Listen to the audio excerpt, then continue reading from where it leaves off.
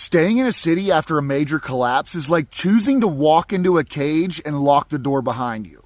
When society breaks down, urban areas quickly turn from bustling hubs into traps filled with scarcity, danger, and disease. Don't forget to like, share, and follow. Let's talk about it. Resources dry up in days. Unlike rural areas where you can hunt, fish, or forage, cities are concrete jungles relying on complex supply lines. With those cut off, millions will be left fighting over scraps. Then there's the risk of gas leaks. Gas infrastructure isn't maintained in an emergency.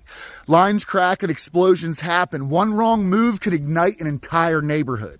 And then there's all your waste. With garbage services stopped, trash piles up fast, turning streets into breeding grounds for bacteria. Diseases start spreading like wildfire, making survival even more difficult. Water is your next ticking time bomb. City water systems need engineers, sanitation, and power to keep running. In a crisis, these disappear, leaving you with a city-sized thirst and few safe options for drinking water. But the biggest threat is people. Scarcity makes people desperate. Desperate people are dangerous. In a world without laws, they'll do whatever it takes to survive. And if they see you have something valuable, you become a target.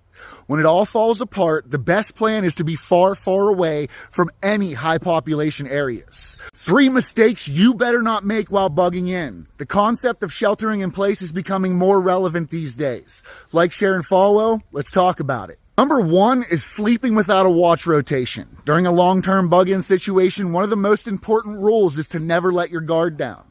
Especially at night, make sure you have at least one person stay awake on a rotating watch schedule. This ensures someone is always alert for sounds or signs of approaching threats and gives you time to react if there's danger nearby. Number 2, relying on walls as cover. It's easy to assume that walls provide adequate protection, but standard residential walls are thin and offer little to no ballistic protection. They can be penetrated by bullets, and they won't stop someone from breaking in if they're determined. If an intrusion seems likely, plan safe zones within your home, preferably behind thicker walls or heavy furniture, where family members can go if the situation escalates. After SHTF, we never fire warning shots. In a post-collapse scenario, warning shots aren't just ineffective, they're potentially dangerous. Instead of deterring attackers, warning shots can disclose your exact location, hint at your level of preparedness, and waste precious ammunition. If you feel compelled to show force, do so only when absolutely necessary, and be prepared to follow through with that plan. The top 3 prepping mistakes I constantly see and hear. You might want to pay attention to this one. Number 1 is prioritizing supplies over skills. Having a stash of supplies is essential, but survival isn't just about gear. It's about knowledge and adaptability.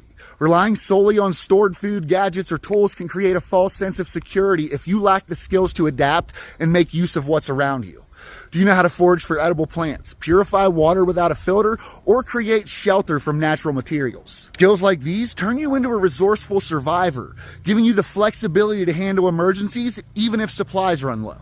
Relying only on food storage. When most people think about prepping, the first thing they think about is food and water, and they proceed to stock up on them, neglecting first aid supplies, bug-out bags, cooking implements, weapons, and other important items. While food should be your first priority, don't forget you have more priorities. Number 3, and the biggest one on this list, not preparing your family. This one's huge. There are a lot of preppers out there who do all the work and practice but leave nothing for the families to do. This puts a family at a disadvantage because only one member knows what to do in an event of a disaster, meaning that if anything happens to that one person, the rest of the family is in terrible trouble. Hit that like, share, and follow, and let me know what you think in the comments. AP out.